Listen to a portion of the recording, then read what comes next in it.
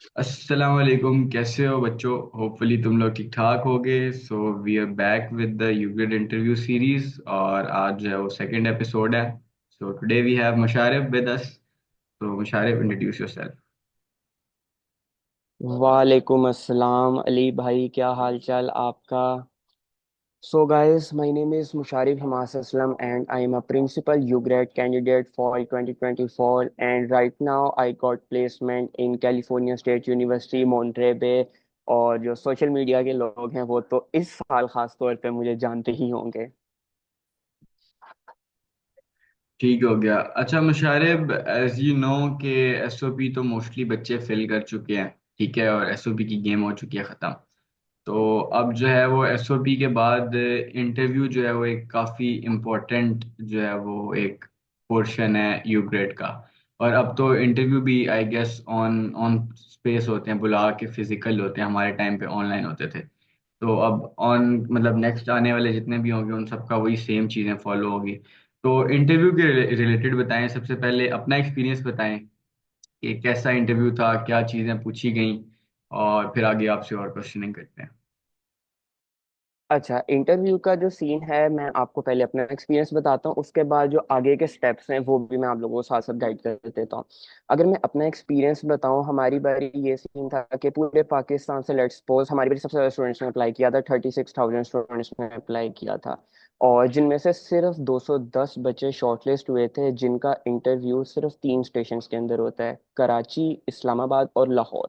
जो लाहौर वाले हैं उनको मैं बता दूं, आपका जो इंटरव्यू है वो एफसी कॉलेज के अंदर होता है। अब उसका ये सीन होता है कि उन्होंने डेट्स डिवाइड की होती हैं। ये नहीं होता कि लेट्स सपोज अगर 2-10 का डिवाइड करो तो आपको 70-80 साथ साथ बुला लेंगे।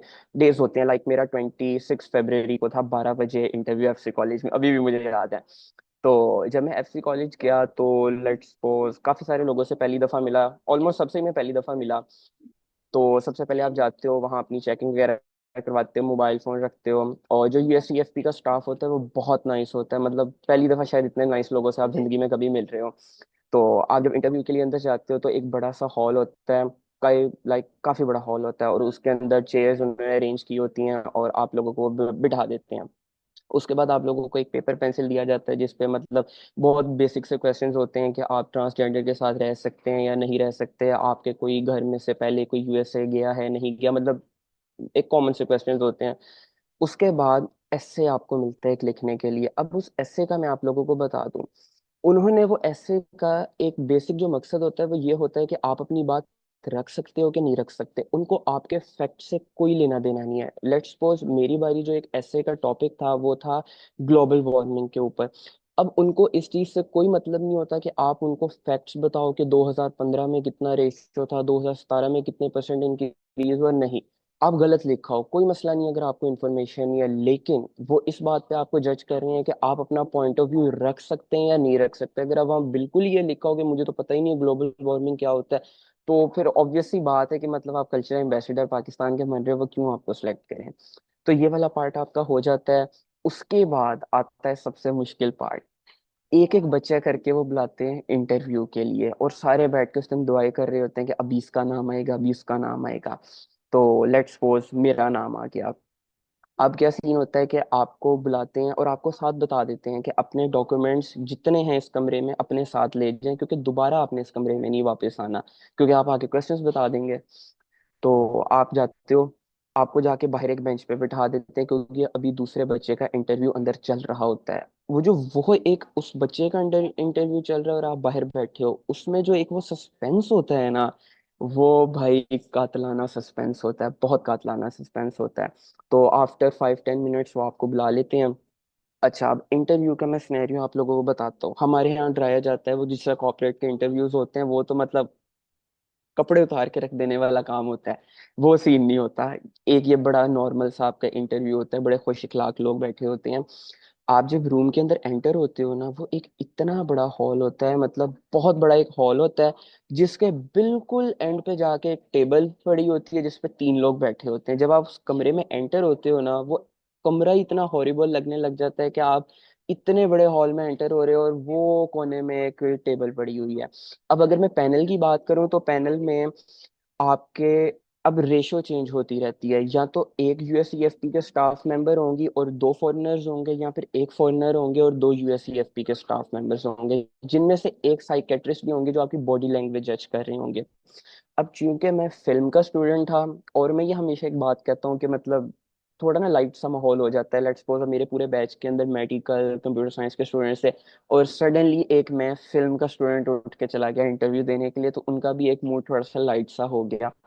तो उन्होंने टोटली मेरे जो क्वेश्चंस थे मेरे एसओपी के रिलेटेड पूछे।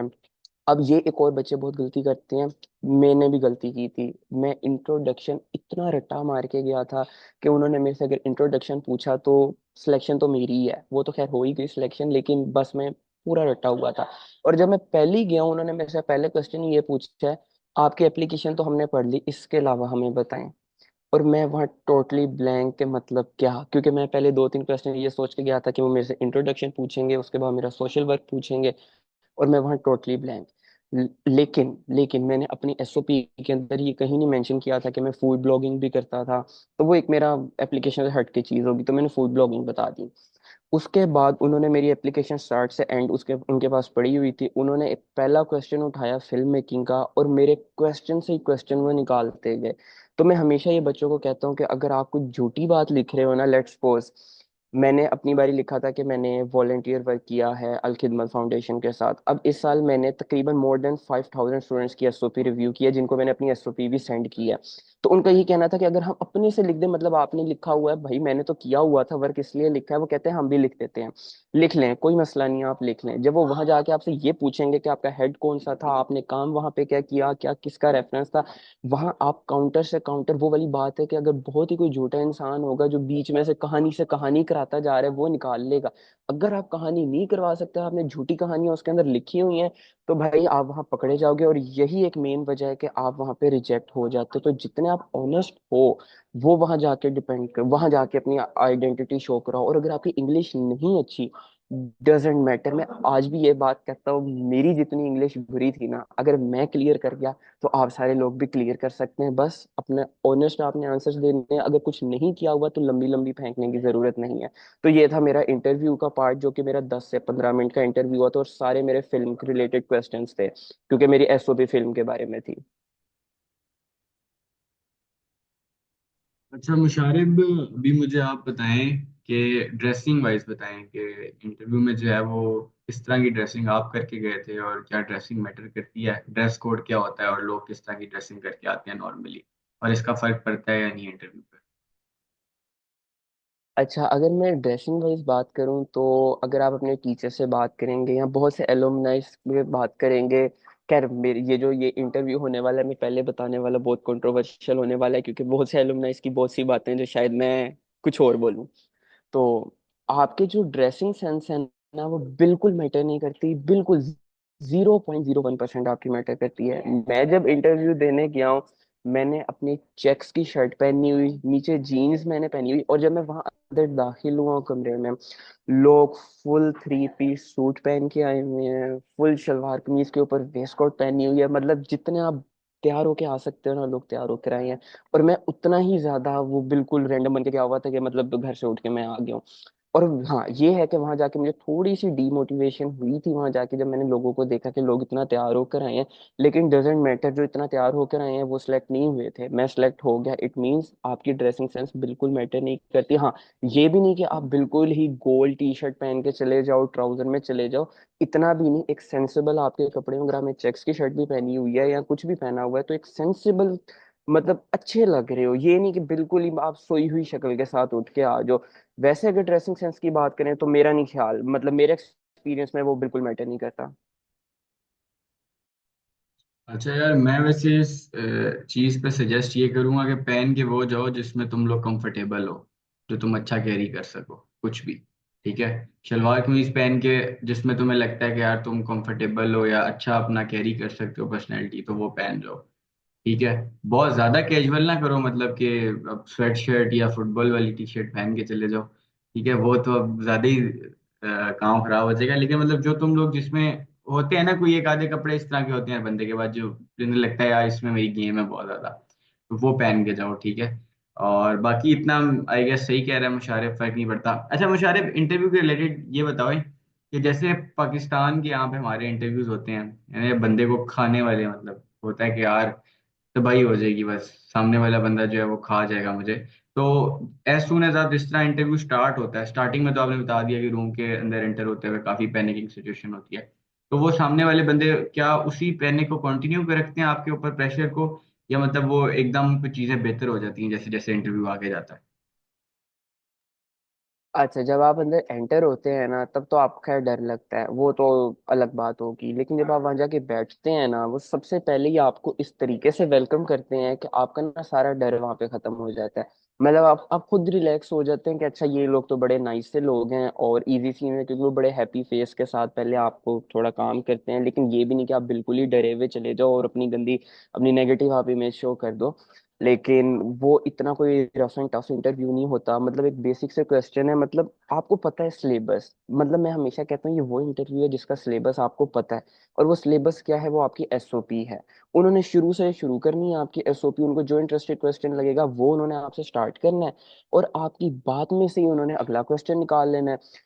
और इसके अंदर दो फैक्टर्स हैं। अब कुछ लोग कहते हैं कि जी हमारा इंटरव्यू तो 2 मिनट में ही खत्म हो गया, मतलब हमारी सिलेक्शन तो, हम तो रिजेक्ट हो गए। भाई उनको आपको 2 मिनट में ही उन्होंने आपको जज कर लिया, उनको आपकी 2 मिनट में ही चीज अच्छी लगी। अब कुछ लोगों का इंटरव्यू होता है 15 मिनट का। अब बाहर वाले लोग उस बात पे भी घबरा जाते हैं कि यार इसका तो लगता है बहुत हैवी इंटरव्यू हो रहा है, उसने 10-15 मिनट बैठ के अपना इंटरव्यू दे दिया। भाई उसको क्या पता जज करने में थोड़ा सा टाइम लग रहा हो। लेट्स सपोज अगर मैं भी अपनी बात करूं, मेरा इंटरव्यू कोई अच्छे फ्लो में नहीं शुरू हुआ था, लेकिन मेरा फ्लो उठते उठते मेरा एंड पे इंटरव्यू बहुत मेरा हैवी उठा। लाइक बीच में वो मेरे से तंग आने लग गए, क्योंकि वो मेरे से अगर कुछ भी सवाल कर रहे हैं ना, लेट्स सपोज अगर वो मेरे से ये भी पूछ रहे हैं कि खाने में क्या खाते हैं, और मैं कह रहा हूँ मैं फिल्म मेकिंग करता हूँ, मतलब मैं उनको उल्टे सीधे जवाब दिए जा रहा हूँ। तो उन्होंने मेरे से एक बड़ा रैंडम क्वेश्चन किया, कहते हैं आपकी सिलेक्शन हो गई है और हम आपको फिल्म मेकिंग में नहीं दे रहे एडमिशन, अब आप क्या करेंगे, यू ग्रेड छोड़ देंगे या उसके अंदर अभी भी लेंगे एडमिशन? मैंने कहा कोई मसला नहीं है, मैं किसी और फील्ड में ले लूंगा। तो कहते हैं आपने तो फिल्म मेकिंग नहीं करनी। मैंने कहा तो क्या हो गया, मैं साइकोलॉजी में ले लूंगा। उन्होंने कहा साइकोलॉजी के पीछे रीजन? मैंने कहा देखे मैंने आगे बनना है फिल्म मेकर, जब तक मैं लोगों के ह्यूमन ब्रेन ही नहीं टेस्ट कर सकता, मुझे पढ़ना ही नहीं आता, मैं कैसे फिल्म बनाऊंगा वहां पे। अब ये मेरी बात उनको इतनी अच्छी लगी कि जो एक फॉरनर बैठा हुआ था ना, वो अपना लैपटॉप यूज कर रहा था, उसने साथ ही लैपटॉप बंद किया और उसने तो वो छोटी सी क्लैप नहीं होती वो किया, और मतलब उसने वो एक दांत देने वाला इशारा किया। वो मेरा सेकंड लास्ट क्वेश्चन था। वो देख के मैं समझ गया कि अच्छा बेशक मेरी शुरुआत गंदी हुई है, एंडिंग आते आते मैंने अच्छी कर लिया। तो इट डजेंट मैटर कि आपका 2 मिनट का इंटरव्यू है या 15 मिनट का इंटरव्यू है। और माहौल बहुत ईजी होता है वहां पे, कोई रफ एंड टफ सिचुएशन नहीं होती। अच्छा मुशारिब, वैसे तो ये क्वेश्चन जस्टिफाइड नहीं है, लेकिन फिर भी मैं पूछता हूँ क्योंकि थोड़ा सा तो एक्सपीरियंस होता है हम सबके पास, ठीक है, अलमनाइस के पास, कि क्या लगता है कि जो रिजेक्ट होते हैं बच्चे वो किस बेस पे होते होंगे, मतलब क्या चीजें ऐसी हैं जिसकी वजह से रिजेक्ट होते होंगे इंटरव्यू के अंदर? अच्छा, अब इंटरव्यू के अंदर जो मेरा मानना है रिजेक्शन की क्या वजह हो सकती है, सबसे पहली वजह जो मुझे लगती है वो ये कि लोग जो हैं, लेट्स सपोज आपसे उन्होंने एक क्वेश्चन पूछा है, अब उसका जवाब दो, आप आगे से अपनी कहानियां ना बनाने लग जाओ कि अगर वो वहां जाके ऐसे होता तो वो उसको हम ऐसे कर देते। उन्होंने आपसे सिर्फ इतना पूछा है कि आप रहते कहाँ हो। आप उनको ये बता दो कि मैं लाहौर में रहता हूँ, आप उनको ये ना बताओ मैं लाहौर में वो फलानी गली में रहता हूँ, वहां का ये मशहूर क्रिकेटर था। अब लोग क्या करते हैं, लोग अपने वहां पे बड़े बड़े फ्लैक्स झाड़ने लग जाते हैं। अब ये भूल जाते हैं लोग कि वहां पे आप एक, उन्होंने साइकेट्रिस्ट भी बिठाई हुई है जो कि आपको जज कर रही है। और खास तौर पे जिस तरह ये मेरे अभी बोलने की आदत है, जो मैं हाथ हिला रहा होता हूँ, ये वहां पे बिल्कुल हरकत नहीं करनी। मैं हिला रहा हूँ इसका मतलब ये नहीं कि मेरे से इंस्पायर हो जाए। ये जो ये बार बार कर रहे होते हैं, आराम से आपने स्मूथली बैठना है और बैठ के तहमुल से अपने आंसर्स का आपने जवाब देना है। थर्डली, आपने अगर अपनी एसओपी के अंदर झूठी कहानियां लिखी हुई हैं, आपकी बॉडी लैंग्वेज से पता चल जाता है कि आपने झूठ लिखा हुआ है। अगर आपने नहीं अल खिदमत फाउंडेशन में वॉलेंटियर वर्क किया हुआ और वहां पे आप उसको कहानी से कहानियां निकाली जा रहे हैं, उनको पता चल जाएगा, लेकिन वो आपको बताएंगे नहीं। ऑब्वियसली उन्होंने आपकी डिसरिस्पेक्ट तो करनी नहीं है, तो वो आपसे अलग अंदर से अंदर क्वेश्चन निकालते रहेंगे। थर्डली थर्डली मैं हमेशा कहता हूँ जो लोग रिजेक्ट होते हैं वो कभी डीमोटिवेट ना हुआ करें, क्योंकि ये मेरा अपना पर्सनल ओपिनियन है। मैं हमेशा कहता हूँ यू ग्रेड में आपकी जो सिलेक्शन है वो 40 से 50%, को इस बात से माने ना माने, आपका लक भी इसके अंदर काम करता है। मैं हमेशा ये कहता हूँ जो 210 बच्चे शॉर्टलिस्ट होते हैं वो 200 के 210 बच्चे काबिल होते हैं कि वो शॉर्टलिस्ट हुए हैं इतने हजारों बच्चों में से। हाँ, उनमें से जो आगे नहीं राउंड क्लियर कर पाते ऑब्वियसली वो स्लाइटली थोड़े से ज्यादा आपसे अच्छे होते हैं, या फिर नोट से कि वो आपसे ज्यादा अच्छे होते हैं, उनका लक उस मामले में काम कर जाता है। तो मैं कभी भी ये नहीं कहूंगा कि आप कमतर हैं, वो आपके लिए नहीं था, क्या पता कोई और स्कॉलरशिप आपके लिए हो। तो कभी भी डीमोटिवेट ना हो कि यार मैंने तो इतनी मेहनत की थी। अभी भी मुझे 100% पता है मैंने 5,000 बच्चों को इस दफा मतलब किया है, हेल्प की है। सिलेक्शन ज्यादा से ज्यादा 210 की होनी है। बाकी 4,000 ने मुझे आके कहना है कि हमारे तो जीपीए भी पूरा 4 था, हमारे पास तो सर्टिफिकेट भी 20-20 सर्टिफिकेट थे, हमने 10-10 जगह वॉलेंटियर वर्क किया हुआ है। भाई कभी भी परफेक्ट चीज कामयाब नहीं होती है। आपको यही तो बात है, आपकी एक चीज भी क्लिक कर सकती है, वो कोई एक चीज आप अच्छी तो बनाए। मुझे अभी भी याद है, मैं आप ही का एक इंटरव्यू देख रहा था जो आपने मेरी ही बैच के एक एलुमनाई के साथ किया हुआ है। तो मैं लोगों के कमेंट्स पढ़ता रहता हूँ, तो किसी ने एक कमेंट लिखा हुआ था कि ये कौन से एलुमनाइज हैं जो आखिरी दिन बैठ के अपनी एसओपी लिखते हैं और सबमिट करवा देते हैं। भाई देखो, मैंने इस दफा बहुत से लोगों को डांटा है कि आप पहले करें पहले करें पहले करें, क्योंकि मुझे खुद इस बात से सबक मिला हुआ है। मैंने भी अपनी एसओपी जो है वो बिल्कुल आखिरी दिन लिखी हुई है। मतलब मुझे कोई ये शौक नहीं है कि मैं अपनी एसओपी लिखूं, मैं अली को भेजूं, अली भाई आप रिव्यू कर दें, मैं किसी और को भेजूं आप रिव्यू कर दें।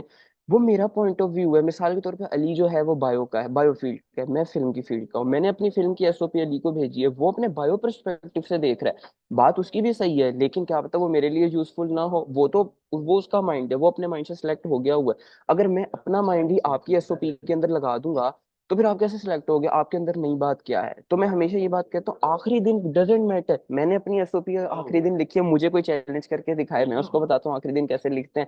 आपके मेन क्वेश्चन है, आपको पता है आप क्यों अप्लाई कर रहे हो, क्या सारा कुछ सीन है। हाँ, मेरा जो प्रोसीजर है वो मेरा तकरीबन महीने पहले से चल रहा है कि मैंने यूनिवर्सिटी ट्रांसक्रिप्ट लेनी है, सब कुछ करना है। ये वाले काम मैंने आखिरी दिन के लिए नहीं छोड़े। ये तो फिर आप खतरे में पड़ रहे हो, लेकिन एसओपी मैंने आखिरी दिन लिखी है और मैं हो गया सिलेक्ट। तो बिलीव इन योर सेल्फ। यार उस कमेंट का मतलब ये है ना, वो कुछ कुछ एलुमनाई कह भी, वो असल में पता है क्या, वो अपनी बात क्लियर नहीं कर पाते। देखो बच्चों, जब वो कह रहे होते हैं ना कि हमने लास्ट डे के ऊपर आगे किया, उसका मतलब ये नहीं होता कि लास्ट डे एप्लीकेशन खोली और फिल करना स्टार्ट कर दिया आखिरी दिन बैठ के। जैसे मुशारे बता रहे हैं, महीना पहले से एप्लीकेशन फिल कर रहे होते हैं। एसओपी तो एक दिन, यार एसओपी 2 घंटे में भी लिखी जा सकती है, ठीक है, अगर आप क्लियर हो। अब मेरी बात सुनो, अगर तुम्हें पता है कि यार यू ग्रेड क्या है, तुम एक महीने से जो है वो अपनी एप्लीकेशन फिल कर रहे हो, तो साथ साथ तुम्हारे दिमाग में एसओपी के बारे में भी तो आइडियाज आते, बेशक तुम लिख नहीं रहे लेकिन होगी तो चीजें, पर्पस तो होगा ना कि मैं क्यों फिल अप्लाई कर रहा हूँ या क्या कर रहा हूँ। तो तुम क्लियर हो गए उसको लेके, तो तुम लिख सकते हो। और जहां तक एसओपी रिव्यू की बात है, भाई मैं तो सपोर्ट ही नहीं करता। ठीक है, इस दफा तो मैंने रज रज के हर वीडियो के एंड में भी बोला, शुरू में बोला, भाई ना भेजो, किसी को मत भेजो, तुम्हारा पर्सपेक्टिव है, अपने पास रखो, ठीक है। और एलुमनाई से भी जो एसओपियां मांगते हैं, भाई तुम लोगों का नुकसान है, मैं तुम्हें बता, हमेशा मैं यही बोलता हूँ, ठीक है। हमारा कुछ नहीं है, हम एक दफा सेलेक्ट हो चुके हैं उसके ऊपर, ठीक है। और एसओपी वो एक दफा सिस्टम में जा चुकी, तुम्हें भेजेंगे और जाहिर सी बात है तुम देखोगे उसको, तुम्हारा तुम्हारा भी जो एक वे ऑफ थिंकिंग है उसमें वो आ जाएगी कहीं ना कहीं से वो चीज़, ठीक है, और तुम्हारा फिर काम हो जाएगा। इस वजह से जो मतलब एलुमनाई थोड़ा सा हेजिटेट करते हैं, बुरा ना मनाया करो। एसओपी अच्छी बात नहीं है किसी को भेजना अपनी, जो तुम्हारा काम खराब होता है। अच्छा मुशारिब, अभी इंटरव्यू के रिलेटेड भी बात होगी, अभी मुझे एक्सपीरियंस वाइज बताओ यार, एक महीना हो चुका है ऑलमोस्ट, ठीक है। फर्क क्या है जो मुशारिब यहाँ से गया था और जो अब मुशारिब वहाँ पे है, और क्या एक्सपेक्ट कर रहे हो कि 4 महीने बाद जब वापस आओगे तो क्या चीज़ें चेंज हो। अच्छा, मैं अगर अपना एक्सपीरियंस शेयर करूँ, मेरा बहुत से लोगों से थोड़ा सा मुख्तलिफ सा एक्सपीरियंस है। लाइक मैं जिस तरह पाकिस्तान से आया था, मैं और पर्सनल ओपिनियन है, मैं अभी भी वैसे का वैसे ही। हाँ, जो मेरे अंदर चेंज आया है वो ये आया है कि डिफरेंट कल्चर्स मैंने एक्सप्लोर किया है, मैंने नई चीजें देखी हैं। मेरे अंदर कोई चेंज नहीं आया, मैं जैसे था वैसे का वैसे ही हूँ। मैं घर में भी, अच्छा मेरे, अब ये ना आप लोग जज करें कि मतलब यहाँ पे कुछ नया करने को लिए नहीं है। मैं अपने घर में भी काम करता था, मैं यहाँ पे भी आके काम करता हूँ। यहाँ कोई नौकर चाकर नहीं आपको मिलते काम करने के लिए। तो मेरे लिए एक ये चीज मेरे लिए माइनस होगी। दूसरी बात, अब बहुत से लोग कहते हैं खाना बनाना, हम खुद खाना बना लेते हैं, खाना अच्छा नहीं होता। आई एग्री, यहाँ पे खाना अच्छा नहीं होता। मैं वो भी खा लेता हूँ बुरा खाना जो मिल रहा होता है। मैं खाना बनाने की जहमत नहीं करता। तो इसलिए मैं अपनी कोई पर्सनल डेवलपमेंट की बात करूँ वो कोई नहीं हुई। अगर मैं स्किल्स डेवलपमेंट की बात करूं, ऑब्वियसली मेरे फिल्म मेजर्स हैं, तो यहाँ आके मुझे जितना एक्सपोजर मिला है, मैं आप लोगों को पहले बात बता दूं, अगर आप, मैं पढ़ाई के हिसाब से थोड़ा पर्सपेक्टिव भी ले जाऊं, क्योंकि मेरे अंदर तो पर्सनल कोई चेंज नहीं है, लेकिन पढ़ाई के पर्सपेक्टिव से अगर मैं बात करूं, यहाँ पे पहली बात, फेवरेटिज्म कोई नहीं है। जिस दिन आपने क्लास में अच्छा परफॉर्म किया उस दिन आप फेवरेट हो। अगले हफ्ते अगर आपने नहीं परफॉर्म किया तो आप नहीं हो फेवरेट, कोई और फेवरेट होगा। फेवरेटिज्म यहाँ पे बिल्कुल जीरो है। दूसरी बात, उस्ताद ने आके अपनी स्लाइड्स पढ़ा दी, खत्म, वो उस्ताद का मटेरियल था, खत्म हो गया। आपको हर हफ्ते हर सब्जेक्ट के क्विज मिलता है, हर सब्जेक्ट के आपको असाइनमेंट मिलती है, जिसके अंदर नंबर नहीं कटते आपके, क्योंकि वो आपका पर्सपेक्टिव है। वो हमेशा ये आपको मोटिवेट करते हैं कि ना कोई चीज सही होती है ना कोई चीज गलत होती है। आपने अपने पर्सपेक्टिव से चीज लिखनी है, नंबर आपको मिल जाएंगे। नंबर यहाँ नहीं कटते होते, इसलिए नंबरों की टेंशन यहाँ पे किसी को लेने की जरूरत नहीं है। नंबर आपको मिल जाते हैं, आपका अपना पर्सपेक्टिव कितना क्लियर होना चाहिए। दूसरी बात, डाइवर्सिटी। अब मुझे यहाँ पे मैक्सिकन कल्चर्स के फेस्टिवल्स का पता चल गया, जापानीज का पता चल गया, इंडियंस यहाँ पे मेरे इतने अच्छे दोस्त बन गए, उनके साथ मैं इवन के जिम भी करने जाता हूँ। और यहाँ पे जर्मनी के लोग भी हैं और यूएसए के भी लोग हैं। तो मतलब आपको हर किसी एक कल्चर के साथ ना रहने की आदत पड़ जाती है, आपको पता है आपने किसके साथ किस तरह बिहेव करना है। दूसरी और सबसे जो लास्ट बात, जो मोस्ट इंपॉर्टेंट बात होती है, मैं थोड़ा ना एक वो ओवर सा हूँ, थोड़ा सा मतलब जल्दी जल्दी करने वाला बंदा, कि बस ये काम हो गया वो काम हो गया जल्दी जल्दी करो। यहाँ के ना थोड़ी सी कामनेस आ जाती है बंदे के अंदर, कि आप एक ठहराव के साथ, आप एक फ्लो के अंदर चलते हो, क्योंकि आपको एक सीक्वेंस पता है, यहाँ पे कोई काम की जल्दी नहीं है। अगर किसी से कोई काम नहीं हो रहा, पैनिक करने की जरूरत नहीं है, यहाँ लोग आपको मोटिवेट करते हैं। आप बैंक जाओ, बैंक का स्टाफ इतना अच्छा है, आपकी सड़क पे हर कोई बंदा मदद कर रहा होगा, तो यहाँ पे हेल्पिंग हैंड बहुत सारे। जो हम बातें सुनते हैं ना कि वो जी अमेरिका चले जाओ, वहां तो कुछ पूछने पाछने वाला ही नहीं है, वो पूछने पाछने वाला किसी और वे के अंदर कह रहे होते हैं। नहीं तो आपको कोई भी हेल्प पड़ती है, आपकी हर कोई मदद करता है क्लास के अंदर। अब मैं बात करूं, मेरे साथ जो मेरे क्लास फेलोज हैं यहाँ पे, वो इतने प्रो लेवल हैं, उनको इतना ज्यादा नॉलेज है हर किसी चीज का, कि मैं अक्सर दफा हैरान हो जाता हूँ कि मतलब क्या। अक्सर फिल्म की कोई बात हो रही हो, वो ऐसे बैठे बैठे ऐसा आइडिया पिच कर देते हैं कि मैं बैठा सोचता ही रह जाता हूँ कि आखिर इन्होंने किया क्या, क्यों? क्योंकि वो उनकी शुरू से ग्रोथ इस तरह की चलती हुई आ रही होती है। और सबसे जो मोस्ट इंपॉर्टेंट चीज जो मैंने यहाँ पे नोटिस की है, लेट्स सपोज अगर आप एग्जांपल ले लो, कंप्यूटर साइंस के स्टूडेंट हैं, आप कंप्यूटर साइंस के स्टूडेंट, आपने सारे आर्ट के 8 सेमेस्टर कंप्यूटर साइंस नहीं पढ़ना। हर सेमेस्टर, एक सेमेस्टर आपने कोई आर्ट्स का कोर्स उठाना है, एक सेमेस्टर कोई आपने एनवायरमेंटल साइंस का उठा लेना है, एक सेमेस्टर आपने कोई पॉलिटिक्स का कोर्स उठा लेना है, ताकि आपको हर कोर्स का एक्सपोजर ले। अब मैं भी अपनी क्लास में अक्सर फिल्म की बैठा होता हूँ, मेरे साथ कोई एनवायरमेंट साइंस की स्टूडेंट होती है, कोई कंप्यूटर साइंस का स्टूडेंट बैठा होता है, क्यों? क्योंकि उनकी कंपलसरी है कि आपने एक आर्ट्स का कोर्स उठाना ही उठाना है। तो ये कुछ पढ़ाई के हिसाब से डेवलपमेंट्स है। यहाँ पे पढ़ाई बहुत बहुत अच्छी है, पाकिस्तान की भी अच्छी है, लेकिन यहाँ पे आपको एक एक्सपोजर बहुत ज्यादा अच्छा मिल जाता है। और पर्सनल ग्रोथ की मैं बात करूँ तो पर्सनल ग्रोथ बहुत ज्यादा है। मेरे थोड़े से अलग शौक है, तो इस वजह से मेरा थोड़ा पर्सपेक्टिव अलग है। लेकिन आप लोग आएंगे, आप लोग यहाँ पे पर्सनल डेवलपमेंट बहुत होगी, क्योंकि आपको सारे काम खुद ही करने पड़ेंगे, यहाँ पे कोई आपके नौकर चाकर नहीं आएंगे। और अगर अली भाई ने मेरे से इसके बाद कोई होस्ट फैमिली रिलेटेड क्वेश्चन करना है तो मैं खुद ही अभी बता देता हूँ कि आपको होस्ट फैमिली यहाँ पे साइन होती है, सबको नहीं साइन होती, कुछ लोगों को साइन होती है। लेट्स सपोज मैं 8 अगस्त को आ गया यूएसए, और मेरी यूनिवर्सिटी खुलनी है 22 को। अब ये जरूरी नहीं है कि वो इतनी देर है तो आपको होस्ट फैमिली मिलेगी। लेट्स सपोज मेरी यूनिवर्सिटी के डॉर्म्स भी बंद है, तब आपको साइन होती है होस्ट फैमिली। होस्ट फैमिली क्या होती है? अमेरिकन फैमिली होती है, जिनके साथ आप उस टाइम ड्यूरेशन में रहते हो, लाइक 2 हफ्ते आप उनके पास रहते हो, वो उन्हीं के साथ खाना पीना वो सारे आपको घुमाते हैं। अब इसके अंदर भी कुछ लोगों को अच्छी होस्ट फैमिली मिल जाती है, कुछ लोगों को बुरी होस्ट फैमिली मिल जाती है। बुरी नोट से कि वो बुरे होते हैं, मतलब वो आपको इतना घुमाते फिराते ही नहीं है। मेरी जो होस्ट फैमिली है, मैं अभी तक पूरे यूएसए टूर के अंदर कोई अच्छी चीज कहूंगा तो वो एक होस्ट फैमिली थी, क्योंकि उन्होंने मुझे इतनी जगह घुमाया। इवन कि मुझे सैन फ्रांसिस्को टूर पूरा फ्री ऑफ कॉस्ट करवाया उन्होंने। मतलब मुझे बिल्कुल उन्होंने अपने बेटों की तरह रखा यहाँ पे। हर रोज, मतलब जब मैं उनके घर था, हर रोज कहीं ना कहीं घूमने फिरने जाता था। तो मैं आपको यही कहूंगा कि अगर आप सिलेक्ट होते हैं ना, अगर आपको होस्ट फैमिली नहीं भी साइन होती तो आप खुद मांगे, खुद आप लोग डिमांड करना कि हमें होस्ट फैमिली चाहिए। होस्ट फैमिली लाइफ का बेस्ट एक्सपीरियंस होता है। ठीक हो गया यार, हमारे साथ भी हुआ था वैसे। मैं तुम लोगों को बताना चाहूंगा, आधे बच्चों को मिलती है होस्ट फैमिली, आधों को नहीं मिलती। तो ये है कि मुझे नहीं मिली थी, जो कि एक तरह से सही भी है मेरे लिए। ठीक है, पर्सनल उसमें, क्योंकि मुझे अपने हिसाब से चीज़ें करने का शौक है। तो मेरा तो ये था कि जिस दिन मैं प्लेस हुआ था अगले दिन मैं निकल गया था घूमने फिरने। लेकिन ये है कि जिनकी होस्ट फैमिली थी उनका थोड़ा था कि चीज़ें मतलब उनको घुमा फिरा, और वो थोड़ा कंफर्ट में थे, लाडले बच्चे थे। लेकिन वो जब होस्ट फैमिली के बाद जब डॉम में आते हैं ना, फिर 2-3 दिन उनकी चीखें बहुत ज़्यादा निकलती हैं। हम डायरेक्ट डॉम में गए होते हैं, हम पहले रो लेते हैं 1-2 दिन, तो हम फिर एक हफ्ता उनको फिर कह रहे होते हैं कोई बात नहीं है, ऐसे ठीक हो जाओगे, ये हो जाओगे। तो थोड़ा सा हर एक बच्चे का डिफरेंट एक्सपीरियंस होता है। अच्छा मुशारिब, अभी मुझे आप बताएं सबसे पहले घूमने फिरने के रिलेटेड, क्योंकि यूग्रेड का एक बहुत इंपॉर्टेंट एस्पेक्ट है, ठीक है, ट्रैवलिंग। इसी सबसे ज़्यादा कल्चर एक्सप्लोर होता है। तो ट्रैवलिंग करके क्या चीज़ें सीखी? ठीक है, पाकिस्तान में भी मैंने देखा है काफ़ी ट्रैवलिंग का शौक है, मुझे भी है। ठीक है, तो बाहर ट्रैवलिंग करने में यहाँ ट्रैवलिंग करने में क्या फ़र्क है, और कैसे कल्चर एक्सप्लोर किए, लोगों से कैसा इंटरेक्शन होता है ट्रैवलिंग के दौरान, और सेकेंडली जो यूग्रेड के ऊपर दोस्त मिले हैं इनके बारे में बताएं, क्योंकि ये मेरे ख्याल से सबसे खूबसूरत जो यूग्रेड की चीज़ है ना, वो डीसी के वो 3 दिन।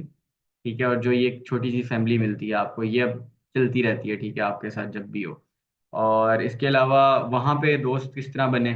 ठीक है, कई लोगों को जिनका मैं इंटरव्यू करता हूँ वो बताते हैं कि मुश्किल होती है अमेरिकन के साथ फ्रेंडशिप डेवलप करने में, थोड़े से वो कह लो नए बंदे के साथ में, जैसे हमारे यहाँ पे होते हैं ना एक्सट्रोवर्ट, ये और जानी सुना जैसा है, 2-3 मिनट में हम लोग भाई बन जाते हैं, ठीक है, नंबर शंबर चेंज। उधर ये है कि थोड़ा सा नए बंदे को इन कराते हुए थोड़ा सा वो रिजर्व होते हैं।